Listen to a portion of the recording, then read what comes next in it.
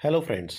आज हम एक बहुत इंटरेस्टिंग मेडिकल नेग्लिजेंस केस के बारे में बात करेंगे जिसमें इशू है ऑर्थो से रिलेटेड। यहाँ पेशेंट के फ्रैक्चर हुआ था और बाद में दोबारा फ्रैक्चर हुआ तो वहाँ पे जो था ब्रोकन प्लेट्स भी फ्रैक्चर होगी। इसमें डिस्कशन मेनली हुआ गवर्नमेंट हॉस्पिटल्स और डॉक्टर्स के बारे में। ये केस की डिटेल है। इसमें मेनली ये हम जानेंगे कि हमें क्या करना चाहिए, टाइम लिमिटेशंस क्या रहती है और हम कैसे मेडिकल नेग्लिजेंस के केस में बच सकते हैं। सबसे पहले कंप्लेनेंट ने क्या कहा, मैं एक ऑटो ड्राइवर हूँ, मेरा रोड साइड एक्सीडेंट हुआ 10वें महीने 2009 में। मेरे फ्रैक्चर राइट ह्यूमरस हुआ, राइट फीमर हुआ। हॉस्पिटल वालों ने मुझे ऑपरेट किया 11वें महीने में अलग अलग डेट्स पे। उसके बाद उन्होंने मुझे डिस्चार्ज कर दिया। बाद में मेरे थोड़ी दिक्कत आई, मेरे को न्यूरो सेंटर में भेज दिया कि नर्व मेरी प्रॉपर काम नहीं कर रही। मीनवाइल मैं घर पे गिर गया और मेरी वापस हड्डी टूट गई क्योंकि डॉक्टर ने अच्छी प्लेट नहीं लगाई थी, इसलिए प्लेट भी टूट गई और वापस वही उसी जगह पे फ्रैक्चर हो गया। मैं दोबारा उसी हॉस्पिटल में एडमिट हुआ और वहां पे उन्होंने मुझे कंजर्वेटिव मैनेज किया 2 महीनों के लिए। उन्होंने ऑपरेट नहीं किया, ना ही मेरी पुरानी कोई प्लेट निकाली, जिसके कारण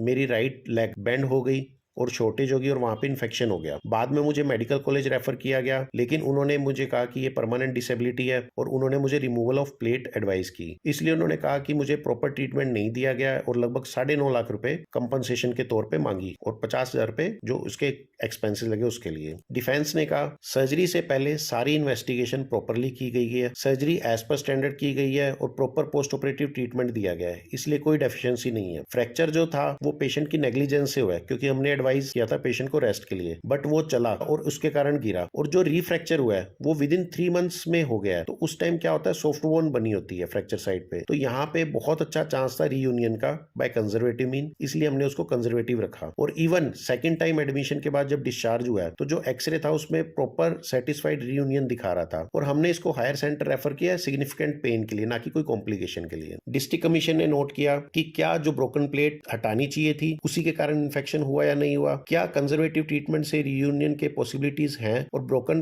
प्लेट नॉन ऑपरेटिव ट्रीटमेंट में दिक्कत देती है या नहीं देती, क्या ओपोनेंट द्वारा कोई डेफिशिएंसी थी या नहीं। और उन्होंने जब ये सारे केसेस को रिव्यू किया तो उन्होंने देखा कि फॉरेन बॉडी यहाँ पे रिमूव होनी चाहिए थी। कंजर्वेटिव ट्रीटमेंट बेटर नहीं था, प्लेट अपने आप खुद यूनाइट नहीं हो सकती और बार बार वो ट्रोमा कर रही है, उसी के कारण इन्फेक्शन हो सकता है जैसे इस केस में हुआ। इसलिए उन्होंने 9 लाख रुपए अवार्ड कर दिया विद 10% इंटरेस्ट और 20,000 लिटिगेशन कॉस्ट दे दी। एग्रीव्ड होके डॉक्टर्स स्टेट कमीशन में गए और स्टेट कमीशन ने कहा कि चाहे पेशेंट गवर्नमेंट हॉस्पिटल में ट्रीट हुआ है, 21st आर्टिकल जो हमारा कॉन्स्टिट्यूशन का है फंडामेंटल ऑफ राइट उसमें दिया गया है, उसमें मेडिकल ट्रीटमेंट का भी राइट है। इस केस में हमें मेडिकल एविडेंस की जरूरत नहीं है क्योंकि डॉक्टर खुद कह रहा है कि मैंने सेकंड सर्जरी के लिए कोई ऑपरेशन नहीं किया।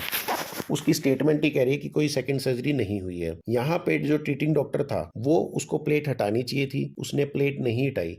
तो जो एक नॉर्मल कोर्स में बंदा टूटी हुई प्लेट को हटाता है क्योंकि प्लेट अपने आप नहीं जुड़ सकती, तो उन्होंने अपील को रिजेक्ट कर दिया। अग्रीव्ड होके इन्होंने दोबारा नेशनल कमीशन में री अपील डाली और इन्होंने कहा कि जी मेडिकल एविडेंस नहीं लिया गया as per supreme court. Infection जो हुआ है 2 साल ऑफ फॉलोअप के बाद एक नॉन कॉम्प्लिकेशन है वो हुआ है। यहाँ पे टाइम बार्ड लिमिटेशन है जो डिस्ट्रिक्ट और स्टेट वालों ने बिल्कुल नहीं किया। 2 साल से ऊपर का टाइम बीत चुका है और पेशेंट कंज्यूमर ही नहीं है क्योंकि ये गवर्नमेंट हॉस्पिटल में ऑपरेट हुआ है जहां फ्री ऑफ कॉस्ट ट्रीटमेंट दिया गया। एनसीआरडी ने ये सारे कंसीडर किए, उन्होंने देखा कि सरकारी अस्पताल में कोई फीस नहीं ली गई तो ये कंज्यूमर की डेफिनेशन के हिसाब से आता ही नहीं है और ऑलरेडी टाइम बार्ड भी था, 2 साल से ऊपर चला गया, तो उन्होंने री अपील एक्सेप्ट कर ली और इस केस को खारिज कर दिया। मींस डॉक्टर जीत गए। Take home message, government hospital में जहां इलाज टोटली फ्री हो रहा है वो सीपीए में नहीं आते।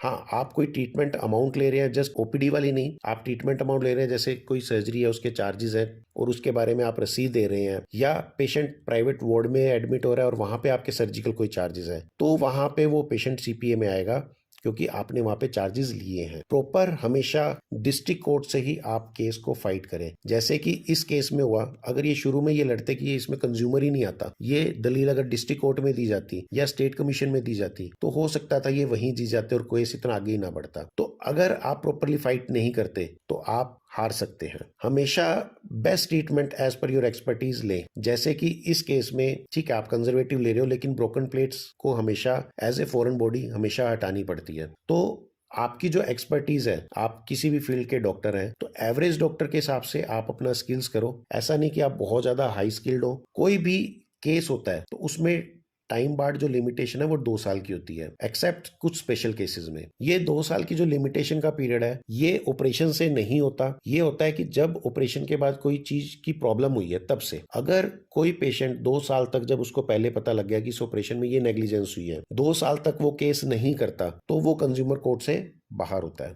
Thank you friends. आप अधिक जानकारी के लिए हमें कांटेक्ट कर सकते हैं। प्लीज इस वीडियो को अधिक से अधिक शेयर और सब्सक्राइब करें, ताकि हर डॉक्टर को लॉ की नॉलेज हो और वो इतना अवेयर हो सके कि वो बिना किसी डर के अपनी प्रैक्टिस कर सके। Thank you.